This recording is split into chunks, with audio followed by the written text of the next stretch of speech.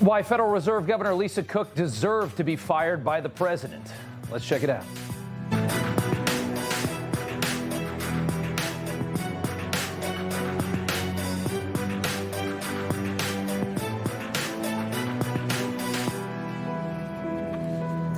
Welcome to Rob Schmitt tonight. In January 2022, America was in the depths of woke leftism. Joe Biden was running the country. His main focus appeared to be racial pandering. Kamala Harris was the vice president. Ketanji Brown Jackson was about to be named as the first black female Supreme Court justice. And Biden admitted these decisions were made solely based on their race and gender. And somehow everybody thought that was great. The Biden White House also had a role, or a hole, I should say, over at the Federal Reserve. They had a hole to fill. And Joe had another great opportunity to pander to the lifeblood of the Democrat Party, which, as we know, is black women. Take a listen. I look forward in the coming weeks to nominating additional members of the Federal Reserve Board of Governors. My additions will bring new perspectives and new voices. I also pledge that my additions will bring new diversity to the Fed, which is much needed and long overdue in my view. Because much more important than competence in stabilizing the American economy, of course, is diversity, or at least it was at the time. Lisa Cook was the nominee for the Fed Board of Governors. Her confirmation hearings began in February 2022. The criticisms were what you'd expect for a race-based nomination. Unqualified, lacked monetary experience, kind of important at the Fed. But Lisa Cook was also a rabid leftist. Cook had retweeted "defund the police," retweeted another Marxist tweet claiming that free speech has limits, and a tweet claiming Georgia Governor Brian Kemp wants to murder black and indigenous people of color, among many others. She's also voiced her support for reparations as well. And here was Lisa Cook in 2020 talking about President Trump.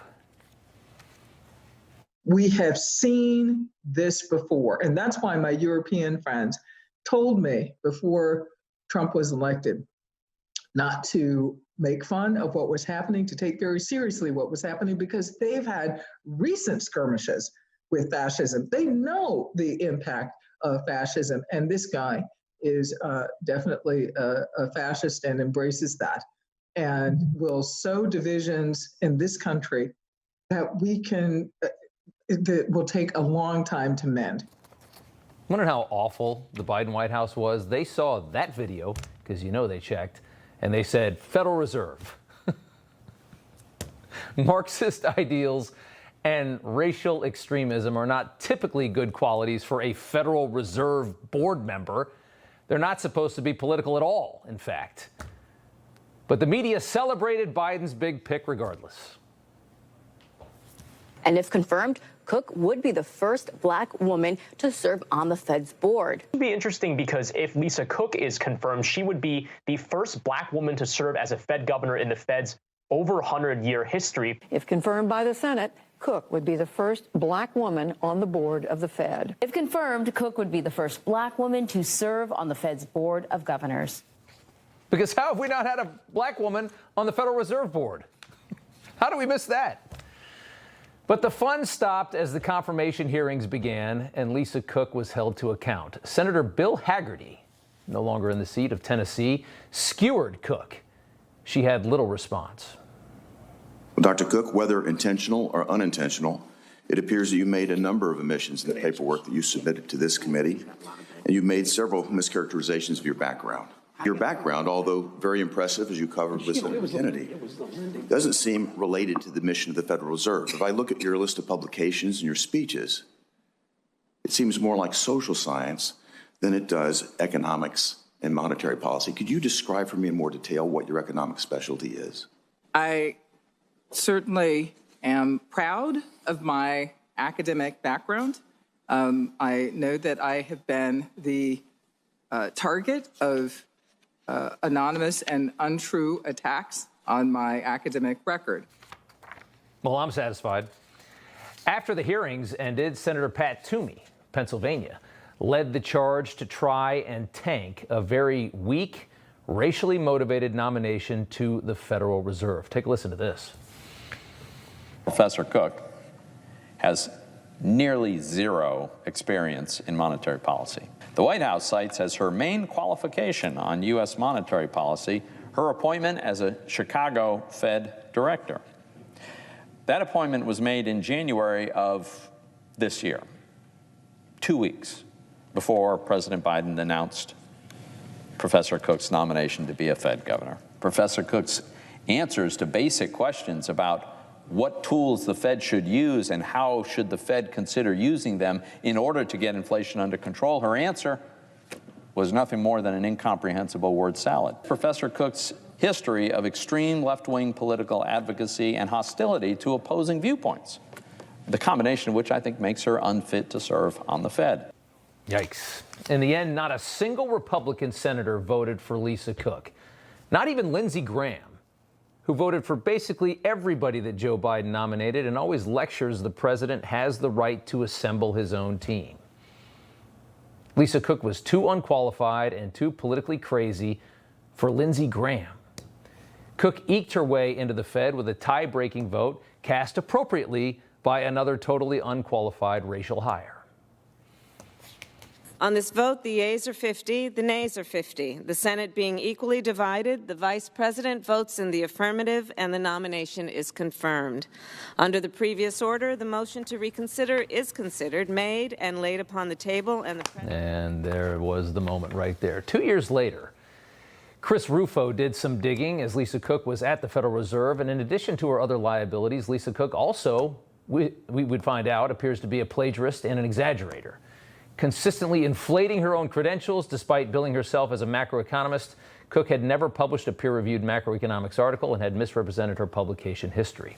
In a series of academic papers spanning more than a decade, Cook appears to have copied language from other scholars without proper quotation and duplicated her own work and that of co-authors in multiple academic journals without proper attribution. We're learning a lot about Lisa Cook.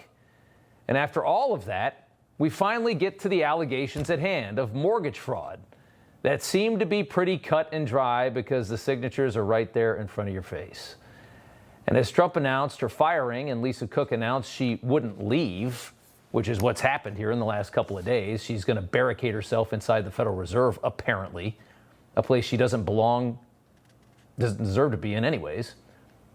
Democrats and the media are lambasting the president after everything we just showed you. And now add on mortgage fraud, they're still going to buckle down and defend this woman and lambast the president. Take a listen. This is crazy. This is, if I cheated on my third grade exam, should I be fired from my current job? This is completely insane. We're getting past the point of message sending, and we are at risk now of the Fed losing its independence. What you see is, as Ali notes, another red line that has been breached and broken in this push towards authoritarianism. Donald Trump, who clearly has no respect for the Constitution or separation of powers, is now trying to take over the Federal Reserve Bank. Senator Eric Schmitt joins us now to talk more about this. You were there. You voted against Lisa Cook. All the Republican senators did, even Graham.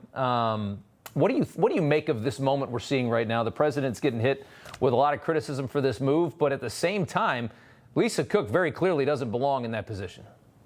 Well, actually, Rob, I wasn't there yet. I would have voted no, but I got there in 2023. But she's a disaster she's a disaster of a nominee, and I can't tell you how many times these Democrats on all these stupid shows go on there and say ridiculous things about how court cases are going to turn out, and they turn out to be absolutely wrong, 100% wrong. President Trump is well within his rights based on a recent Supreme Court decision, the Trump v. Wilcox decision, that made clear after decades of uncertainty that the President of the United States has the authority under his Article II powers to remove people, especially for cause, from independent agencies like this. He did it with the NLRB earlier this year. It was upheld. It's going to be upheld here. And to further sort of bootstrap his argument and strengthen it, he cited, essentially for cause, that mortgage fraud criminal referral that's out there right now gives him more than enough authority to get rid of her at this moment in time. Because that was my next question. Is that I mean, it says for cause, and of course that's what everybody's going to look at, and they're going to file a lawsuit over this. And right now, this woman apparently says she's just not going to leave. But you believe that allegation is more than enough for the president to remove this woman from the position?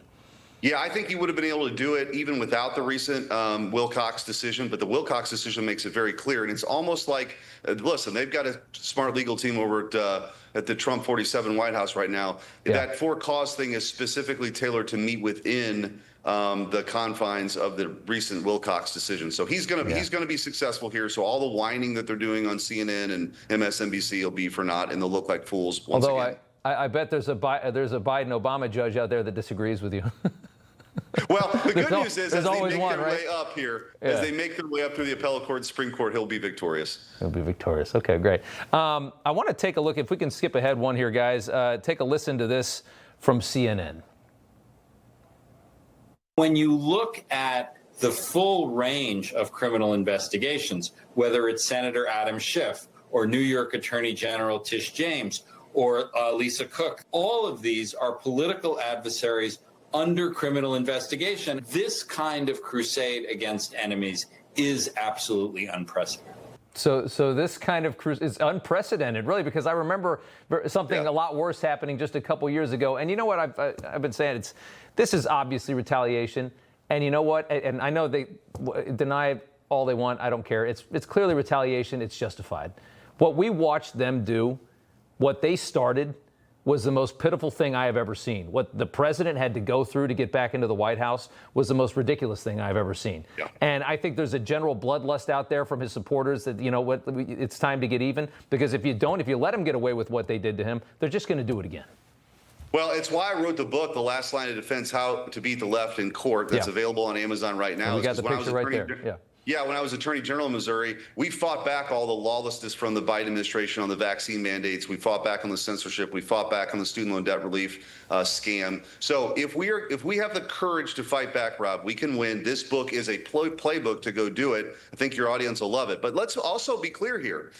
There's a difference between what's happening right now versus what happened to President Trump. They went after a political enemy to make sure he never got back to the White House, specifically because he was going to uncover all the stuff they've uncovered. So what they're trying to do right now with these cases, and I think it's going to happen with Clapper, Comey, and Brennan, is to hold the people accountable that actually weaponized our judicial system. There's a big difference between going after political enemies just because you're political enemies and holding people accountable. I think that's what's happening right now. The Bolton investigation, Rob, it's important to note, started under Biden's DOJ. They're going to have a hard time making that argument as this thing moves forward. There's a lot of unclean hands here. But as far as the Russiagate goes, I think indictments are coming, and they should be coming.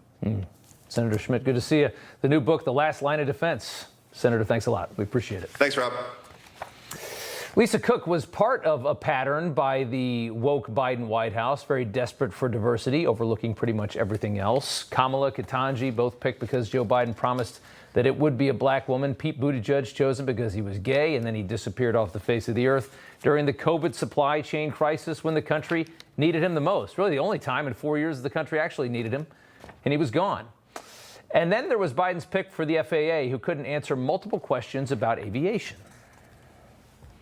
Can you quickly tell me what airspace requires an ADS-B transponder? Not sure I can answer that question right now. What are the 6 types of special use airspace that protect this national security that appear on FAA charts? Sorry, Senator, I cannot answer that question. Okay, so what are the operational limitations of a pilot flying under basic med? Senator, I'm not a pilot, so... but obviously you'd oversee the Federal Aviation Administration.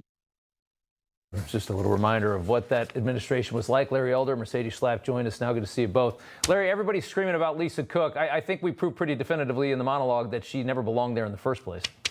Well, that's right. And, you know, where do you start with this? Her resume seems almost as thin as the resume of Claudine Gay, the former president of Harvard, who turned out hadn't published anything, whereas her predecessors had published a whole lot of stuff. You know, this stuff hurts the very people that the left purports to care about. Suppose you're qualified and you're a black female and you get a job.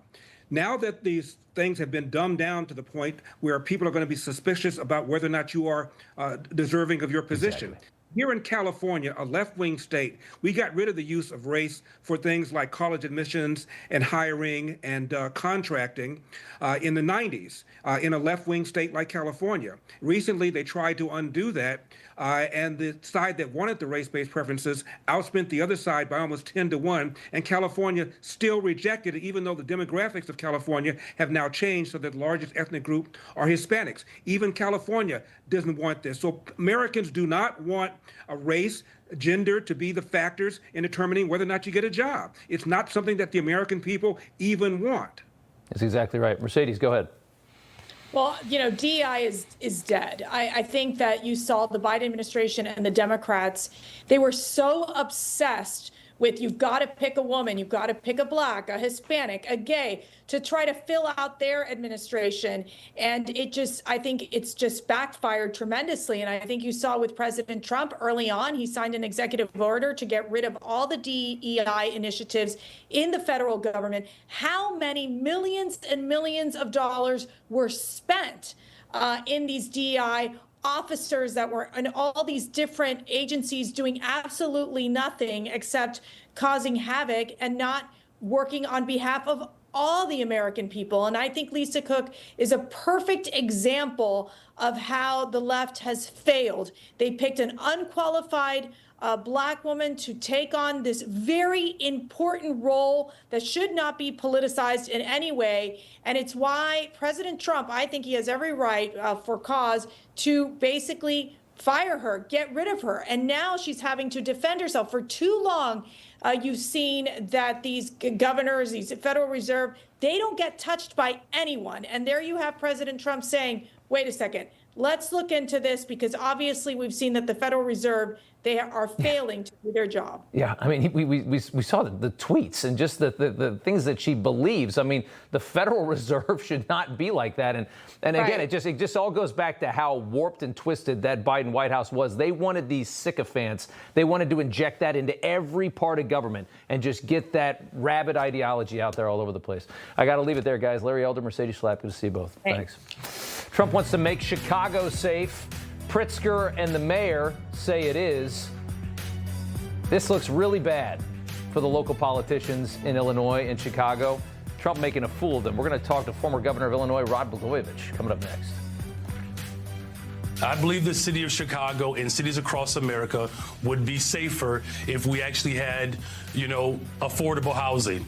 Look, okay, I'm but not saying that that's not the question I asked.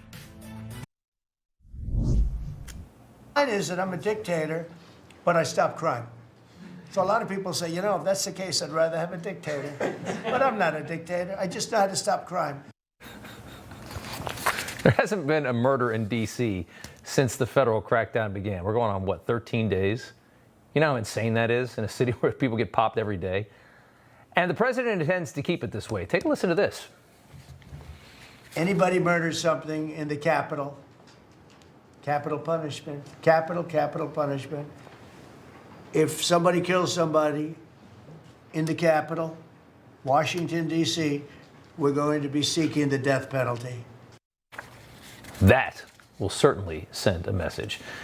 Trump also says the days of politically correct policing are over. Remember, pictures like this, the National Guard troops are not going to be putting up with this kind of nonsense. I mean, anything enrage you more about the Summer of Love 2020 than pictures like that? I mean, talk about blood boiling.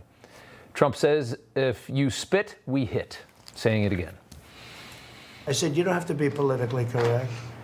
And the way they used to spit in the face of the soldiers, with the soldiers standing like this, and you'd have some guy or some woman sometimes screaming at them from 1 inch away. They're standing there, and they're told you cannot do anything, and they start spitting, actually spitting in their face. And I said, you spit, we hit. So Chicago is up next, right? And everybody's screaming with their hair on fire about this. And, it's the federalization of another city, and it's authoritarian, and it's tyrannical. You know what they're not talking about? This past weekend, gunfire killed 6 people in Chicago, including a 5-year-old girl. You think Pritzker cares about that? No. In fact, he somehow rolled out of bed early this morning for the buffet and went outside and urged Trump not to come to Chicago, posting this video of himself walking around.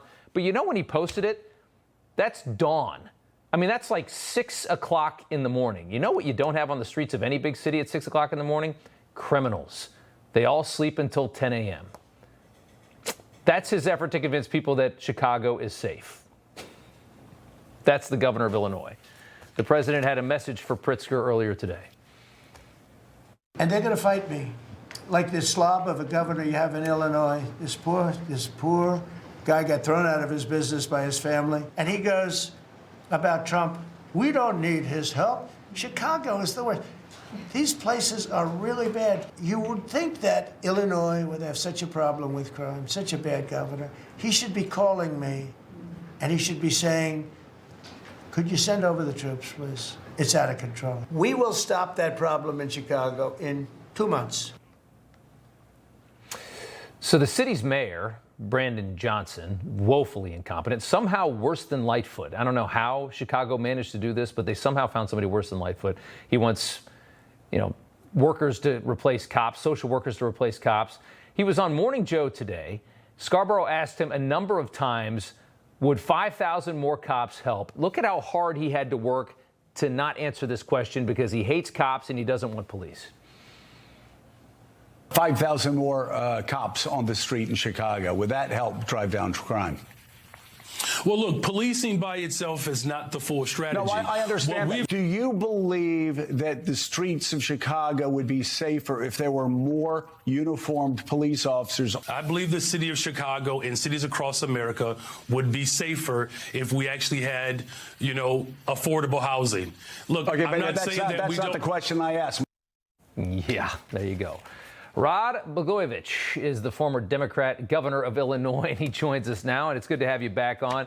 The mayor and the governor look so ridiculous, trying so hard to stop this when you got 6 people killed on the South Side just this past weekend, don't they?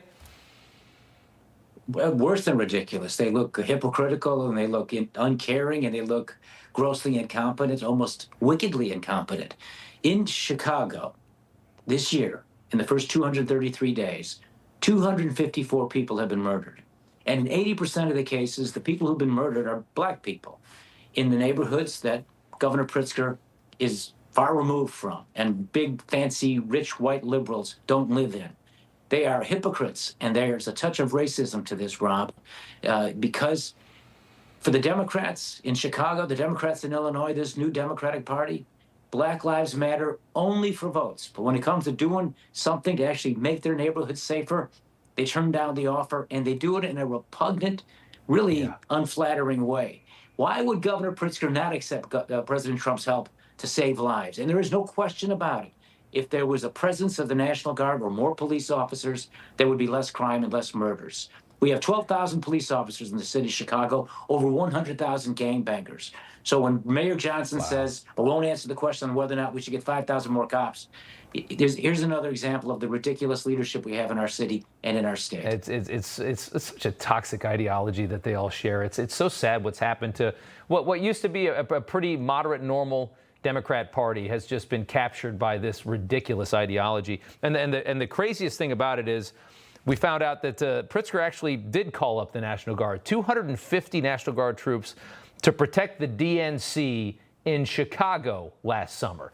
So they'll do it to protect their white liberal donors, but to save the black kids that are piling up on the streets on the south side of Chicago, that's where they draw the line.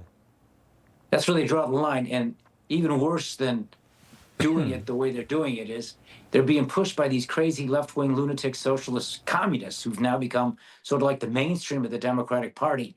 And these billionaires like Pritzker, who basically twice spent something like $350 million to be elected governor, and Johnson, who is the vehicle of the teachers' unions, they're afraid to say anything that even is close to common sense for fear that they're going to offend these crazy people in their party. This is not leadership. Pritzker and this guy Johnson are weak mayors, weak governor, and because they're so weak, people are dying in our city. And in 8 out of 10 cases, the people that are dying are black people. Here again, getting mistreated by the political leadership in our city and our state. Something else. Rob Blagojevich. For some reason, I struggle saying that name, but it's good to see you again, sir. Thank you. Good to see you, Rob. All right. Some breaking news before we go to the break here. Cracker Barrel pulling a total 180, listening to their customers. They have now scrapped this new age tech company logo that they had created. They're going back to the little old man with the barrel. The company just posted it on X a few minutes ago, saying, "We thank our guests for sharing your voices and love for Cracker Barrel. We said we would listen, and we have. Our new logo is going away, and our old timer will remain." This is just hours after the president even called on the company to go back to the old logo and just admit that they made a mistake. And now the next thing they're going to probably have to do, which is going to be far more expensive, is all of these locations, restaurant locations, that they basically made look like a Chipotle. They're going to have to put all of that old, nice, kitschy stuff back in there and make them look like Cracker Barrel again. Bad move. Bad move, trying to grab onto a market share that you're never going to get as Cracker Barrel. They made a big mistake. All right. Coming up, renowned economist Art Laffer on Trump's move to acquire 10% of tech company Intel, which some are calling socialist in nature. That's next. You know, we didn't take a stake in the sense that it was reported. Everyone said, I bought a stake in Intel. No, I got it for free. Biden, with his stupid CHIPS Act, handed money to all these people that didn't need any money. You know, Intel was a great company, and it can be a great company again. But I said, I think it would be good if we owned 10% of your company. He said, I'll make that deal. All right, that was the president earlier today. The Trump White House taking a 10% stake in tech company Intel, something that many conservatives say reeks of socialism and government taking control of the means of production. A New York Post op-ed starts with, "Is it comrade president now?" Intel is the only American company capable of making advanced chips on U.S. soil. The company scored very big with the CHIPS Act in the Biden administration. They got $8.5 billion from that. And this president, Trump, appears tired of giving that money away and getting nothing back in return. We gave out a ton of money in the CHIPS Act, as you know. A lot of conservatives say we didn't have to do that. Much like with foreign aid and many other things, Trump doesn't like giving away all our cash and getting nothing in return, and that seems to be what this is all about. Economist Art Laffer joins us now to talk more about this. And sir, good to have you back on. What's your response to this idea from the president? I mean, he's saying that he's getting this for nothing, and we've obviously given money to Intel in the past during the Biden administration. What do you think this is? Well, I do not think we should subsidize these companies at all. But if you're going to give them the money, I think you should buy their stock and get some return on it. I don't think there's anything wrong with doing that. And I think Trump is right, given the CHIPS Act and the way it passed and the way it's in there, and the absolutely poor performance that Intel has displayed over the past several years.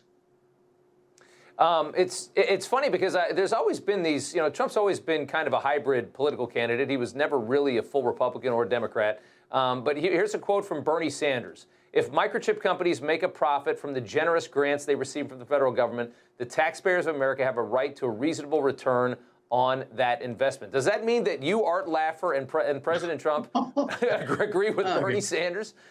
And have you stopped beating your wife yet, Rob? I mean, this is the type of question. Bernie Sanders does make correct statements every now and then. He orders a hamburger at the store. I know he likes his coffee with a little Splenda, just the way I do. I guess I must be a Marxist, too, because I like my coffee with Splenda like Bernie. No, Bernie happens to, by luck, be right. It's not principle. Goodness knows it's not principle that he would be making a statement like that, supporting free enterprise and payback from stock to companies. But Donald Trump is correct on this one. If you're going to give him the money, you should get something in exchange for it. The CHIPS Act was a mistake to begin with. Intel is a bad mistake. And, Intel needs to shake up its management and get to be on a good fund. And, what they did in Ohio, in Columbus, Ohio, is just, if you look at the Intel, the amount of money went into that and all, it's just a mistake waiting to happen. And if you're going to subsidize them, take stock, buy stock. I hope it's a secondary, by the way. I do hope he put the money into the company rather than bought the stock in the open market. Because if he bought it in the open market, it bid the price up. Well, there's a lot of talk that this has to do with this sovereign wealth fund that the president wants to create. And then this is part of that. What do you know about that sovereign wealth fund and what they're trying to do? Zero. I know it's absolutely zero, Rob. I don't know what the sovereign wealth fund would be for the U.S., but I don't think that makes much sense either. Now, a sovereign wealth fund under Biden or Obama or Kamala makes no sense at all. A sovereign wealth fund under someone who actually understands markets and understands companies and knows how to run them and make them successful makes a little bit more sense. But I would rather see the government stay out of that business. But if you're going to subsidize a company, take equity in it so the taxpayers can get some return on it. That's all I say. And I think that makes sense. Let me ask you just one last question regarding inflation. Core CPI was, I think, up more than expected in July. To a lot of people, that indicated that maybe Jerome Powell, was possibly right or was on the right track to kind of watch rates and not lower them all these past few months as the president complained about it. Where do you think we're at on that page right now? A lot of people expect we might see a rate cut in September. Do you think that happens? Well, I don't know if we're going to see a rate cut in September or not. I think Powell indicated that he was looking at it very seriously out in Jackson Hole. He was looking at that. I would not attribute anything to these numbers to Powell's understanding of what's going on in the money markets. I really don't think that's the case. I don't think he's doing the policy correctly. I don't think the Fed board has been very supportive of good economics. We need to have a price rule, just the way Paul Volcker did. Is if inflation is picking up, the Fed should sell bonds in the open market and take money out of the system and reduce the monetary base. If inflation is falling too rapidly, then they should buy bonds and increase the monetary base in the system. The exact opposite of what they do. So that's why you get a Fed balance sheet now of over $7 trillion, which is absolutely the most dangerous thing I can think of in the Fed. I mean, in 2008, I think the Fed balance sheet was about $858 billion.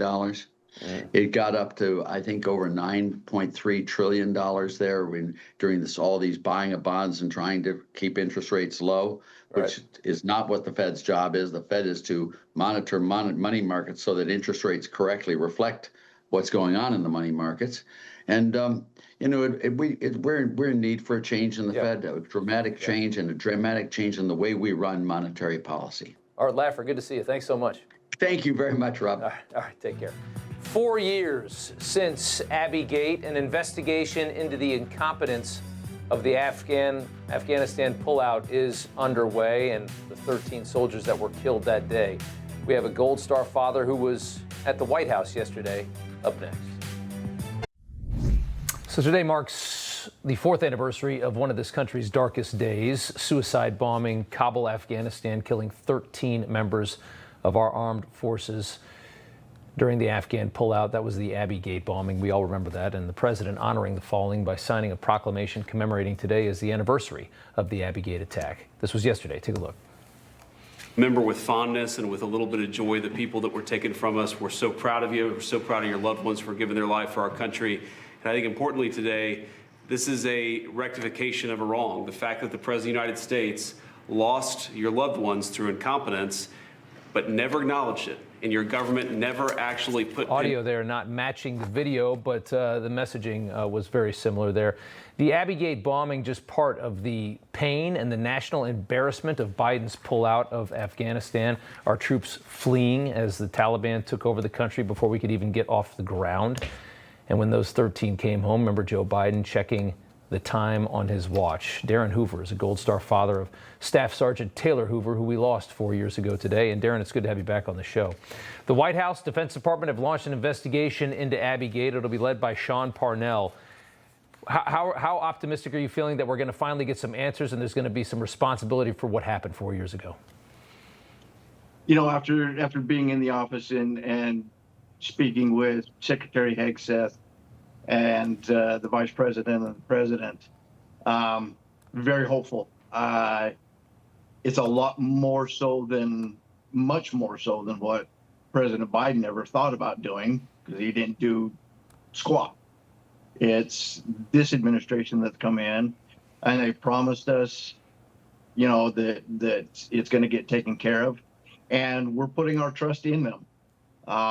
Much different feel for the care of our veterans and that of our kids. And to be honest with you, I'm pretty optimistic to see where this goes. Glad to hear that. I want to just ask real quick, the Sergeant Taylor Hoover Memorial 5K run every year honors your son. It's coming up this weekend. Would you like to share the details of that? You bet. The memorial was created in Taylor's name by his mom and his sisters. And that is, like I said, that's our big fundraiser, and it's always the Saturday of the Labor Day weekend. And so with that memorial, we give out scholarships to students, whether they go to traditional college or whether they go to a trade school, that show honor, courage, and commitment in their families, in their communities, at school, whatever the case may be. And then a thing that's near and dear to especially my daughter's heart, big heart for animals, giving away canines to worthy veterans. I love that. That absolutely need them. They need a friend. Darren Hoover, thank you so much for joining us again. Thank you for your son. And good luck with the event this weekend. Thank you, sir. Appreciate it. Thank you. All of us in America saw what happened in Florida, where we had an individual who we tested this individual after the crash, but no doubt could not speak the English language and could not understand road signs when he was operating that very deadly rig. We are going to give these states 30 days to come into compliance with truck drivers speaking proficiently the English language, or we're going to look at federal funding. Secretary of Transportation sending a message to 3 states, California, Washington, New Mexico, not complying with the DOT's rule that truck drivers who can't speak English and read the road signs need to get off the road. You got 30 days or the federal funding gets hit. Comes a week after Harjinder Singh pulled this U-turn in the middle of the Florida Turnpike and killed 3 people. One of the most ridiculous things I've ever seen. Right in the middle of a highway, people going 80 miles an hour. Let's flip a Yui on an 18-wheeler. The Transportation Secretary, Sean Duffy, joins us now. And, sir, what inspired you to kind of re-up this and as a reminder? Well, so we put this rule into effect in May of this year. We announced it. It was live at the end of June. So we're a couple months in, and we had to kind of figure out who is actually complying and who isn't. And virtually all the states are complying, but the 3 you just mentioned, specifically California, have in essence said we don't have plans to comply. And so if they don't, again, we have resources, the money that we give them through the state DOT, we can pull that money back, but there's also other equities that we have that we grant these states when they comply with our rules that we can actually pull from them. And those are all issues that we will look at. But again, Rob, I mean, these guys are driving 80,000-pound rigs, and you can't speak the English language. You can't understand a road sign. And your family, your friends, our community drives on the roads with these people in these very dangerous semis, and we think that we're going to be safe with them on the road. The problem is you have states that have put illegals and illegal drivers competing with American drivers driving down American wages. They put those drivers, those illegals, ahead of the American worker, the American truck driver, which I find to be outrageous. The states are doing it. I also wonder if is there any indication that this is being lobbied for in Washington by major trucking companies that are saying, I can hire a guy from Mexico and do this for half the price of a white guy from Pennsylvania? Well, not at DOT. I hear from the truckers themselves. Listen, they are one of the loudest groups, Rob, in the country and live on all social media. They're the ones that are speaking loudly to go. Because we live, we work in this space. We see what's happening with people who oftentimes aren't from the country. Number one, but number two, can't speak the language. Yeah. But Rob, here's another issue. It begs the question: how does one of these drivers who can't effectively speak the English language or can't understand road signs, how do they pass the road test in their home state? Or how do they pass the skills test when they can't speak English? That's the question that we're investigating now, because there seems to be some dirty play going on in these states where they're allowing folks to get licenses when they shouldn't be getting them because they can't speak and understand the language. By the way, this is not about being mean to people. This is a safety issue. Yeah. And by the liberals were complaining when we announced this that we were anti-immigrant, we're anti-non-English speakers, and I said no. This is about safety, keeping our roads safe. Yeah. And lo and behold, you see that we lost 3 beautiful Americans because this individual and his reckless driving on a Florida highway. Yeah, Mr. Secretary, we appreciate you coming on. We're tight on time. I know you got a big announcement tomorrow about Penn Station. We'll watch out for that as well here in New York. Good to see you, sir. Thank you. You too, Rob. News from the Left is next. We'll be right back. Time now for News from the Left. A CNN pundit makes a wild claim that could be costly. Anytime that we play something from Stephen Miller, it would be journalistic integrity to point out that he is a white supremacist and he is the brainchild behind this policy. That's not my opinion. That's actual facts. And for him to purport lies from the Oval Office as a white supremacist, it should be pointed out. Could be a lawsuit. Tiffany Cross, as a black woman, managed to get fired by MSNBC. Imagine how tough that was to achieve. Her podcast is now called the Native Land Pod. Next up, Nadine Ayub, who calls herself Miss Palestine, competing in this November's Miss Universe. But there's something strange going on here. Take a look at the Miss Palestine organization website, and there's no record of any pageants, no names of any other contestants, very little information on this Miss Palestine's biography. So it seems that this young lady has just anointed herself. She's from Canada and has just anointed herself to be Miss Palestine and is kind of forcing her way into the Miss Universe contest this year, forging the entire thing. By the way, the owner of the Miss Universe organization is trans. And I don't really get along well with the Palestinian types. Hopefully Miss Palestine can play nice if she goes to the big event. And finally tonight, Taylor Swift and Travis Kelce are engaged. I know you don't care. The ring, though, was 8 carats, between $500,000 and $1 million. My only question for you tonight is, how long will they last? Tweet me. Snoop Dogg slams LGBTQ indoctrination. Next. Finally tonight, you might have some questions about rappers and their politics. One thing we can tell you tonight is that Snoop Dogg ain't woke. The rapper talking about taking his grandson to an animated film on a podcast recently. Take a listen to this. They move down the line. They're like, man, she had a baby with a woman. Well, my grandson in the middle of the movie like, Papa Snoop, how she have a baby with a woman? She a woman. Oh, I didn't come in for just came to watch the movie. So it's like, it's me. I'm scared to go to the movies now. Like, y'all throwing me in the middle of that I don't have an answer for. No, nobody has an answer for a lot of this stuff. You learn the birds and the bees and boys and girls at a very young age, and then Hollywood has a different agenda. As ridiculous as it is. Infinity's next. We'll see you tomorrow.